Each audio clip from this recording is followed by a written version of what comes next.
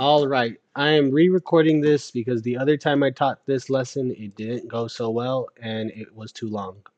So, welcome to another tutorial with Mr. Felix. I'm going to show you today how to make a stamp out of Glowforge material.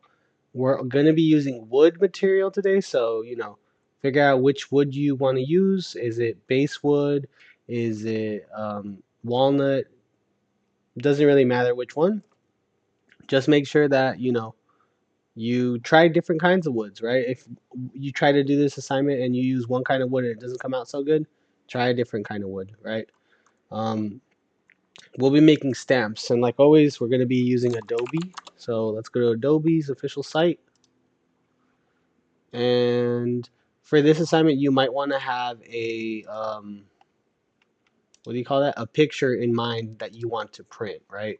So I have a picture I'm ready with, and I'm going to log into the company or school account because it signed me out. And for this assignment, you can design and change things of your design in Adobe Express to start, but then we're going to send it back to Photoshop. So we're going to click and we'll have a custom size again, inches. And for these, they don't have to be any bigger than like, I think 5 by 6 is fine. Yeah, 5 by 6 seems right. Printmaking sizes vary, but this is the size I'm going to use this for this time. And I'm going to upload a photo of my brother's dog because he asked me to make a t-shirt of his dog and I haven't done it yet. So I have his dog. You can do things like remove the background and add different things that you want in your image. I might add some text. The dog's name is Osa. It's not my dog. I know you're going to ask. Not my dog. It's my brother's dog. And I will look for a cool font. If you can't find a font that you like, you can always go more fonts and you can look through these as well. Old English. Uh, I like that one, but it didn't let me choose it. Osa. That seems cool to me. I think this one looks cool. Again, when you're moving around fonts, you can make it bigger, smaller. Actually, I kind of like how that looks. Let me see the lowercase. That's pretty cool. I like that. I didn't love the capital letters, but maybe the O is cool. Yeah, the O is fine. And I'll make these just bigger so they match the size of the O. Cool. Osa. Right, and I guess I'm gonna add a background color on this one, just so I can see how that looks. And I'll try this out. How do I custom it? Yeah, you can custom it here by doing this. I'll do something like this so that Osa like pops out, but there's also some contrast on this end, uh, like that. That seems pretty cool. You could also change how much white and how much black and do stuff like that, right? I'm pretty happy with this, so we are going to download this as a PNG this time, and I'll explain why we're doing PNG this time, right? It downloaded. Let's go back to Adobe. Go to Adobe Photoshop. Once you're happy with your design, and you think, okay, I think my design looks pretty sick. What we're gonna do is we are going to upload a file from the computer, and it's gonna be that same file we were just working on. For me, it's the OSA. And here, what we have to do is flip the whites and the blacks of this image. Is my audio still working? I hope it was working the whole time. We have to flip the whites and the black because the Glowforge is going to read the black as engraved, and it's going to take that away, and the white will be left. And what we want to do is we want to make sure that it leaves the black in this image will be white. Um, just so you can see a little example, line of cut. It's line of cut or woodblock print, right? And let me see. All of these are kind of hard to tell, actually. Hmm. Well, this one's not bad, right? You can see it's taking away the material, and this is whatever's left is going to be is where the ink is going to stick, right? So in ours, we if we want this image, we actually have to draw or take away the material of everything else. And the way we're going to do that in Photoshop is we are going to invert the image, right? We're going to make the whites black and the blacks white. And to do this, we go to Effects, and here you can see there's different kinds of effects. You can play with this before, like I actually really don't like that, so how do I get rid of it? Control Z to go backwards, right? And just play with the effects. However, at the end of the day, it is gonna be black and white. This one's kind of sick, but how do I change things about it? Um, this one's cool. I just don't know how to adjust it. I think it's just like a preset. Yeah, it says super preset. Right here, we could use photos copy to, you know, mess with the light and the dark in our image. I think that's actually pretty cool. Now, you don't have to do this, but this is also a way you could do this thing where you make the highlights black and you make the shadows white.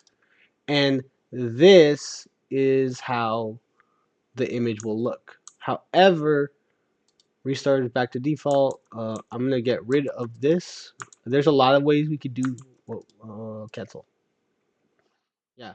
The one that I suggest for y'all is halftone. I think halftone gives a cool gradient pattern and it uses these little dots to do the image and I think it'll look really, really cool. You can also make it look like a dollar bill. And there's different things that we can do. Lines or squares, noise. I think I'm gonna use noise just so that way, or dots. Yeah, dots. And we're gonna make just for now, we're gonna make the this, and this, so we can see how our image would come out. And I can mess with this angle thing. I can make the size of the dots bigger, or I can make the size of the dots very, very small. If they're too small, I don't think the Glowforge is gonna capture it. So we do want it to be a certain, like a decent size. Like I think that's a cool size. Um, the distort, I don't know how that's gonna. I think that'd be actually pretty sick right there. And then we're gonna flip the colors, white and black. Cool. And this is the image that we're gonna now send to Adobe in order to send it to Glowforge. So we're gonna click download, download on the computer. Yeah, yeah. Saving the document, cool. Go to Adobe, create a new file, or just open up the old file that you already had. See, I have that one here. Um, I'll just delete it. It's just the right size. So then I'll take off the background because remember the background's gonna mess with us. And then upload our file here. I'm going to make it just a bit smaller because I do want a border around the edge of the entire print. Because what I've noticed is when we do this, you do end up losing. Well, basically, the wood block that you carve will be really, really fragile and break if you don't leave an edge to give it some like structural stability, right? And then in elements, I'm going to make the I mean, technically you could do any kind of shape. I'm just gonna use this rectangle. Oops. I'm gonna use this rectangle to cover everything. Again, no fill and border thickness of 1. Cool. And yeah, I could say I'm pretty happy with this. I think this looks cool. We could also like do cool kinds of borders and do other stuff. There's a lot of possibilities with this kind of activity, but I'm not gonna go too into depth in it right now. So now I'm gonna click download, download as a PDF, download. Once it's finished downloading, it might ask you to allow or something, you know. I'm sure at this point you've seen different things that ask you. And then on the other tab, we'll go to Glowforge. We'll log in. If you don't know the login, look around the room or ask somebody, and I'll upload my new design, and it should be, name it something other than Untitled 2. I'm really bad about this.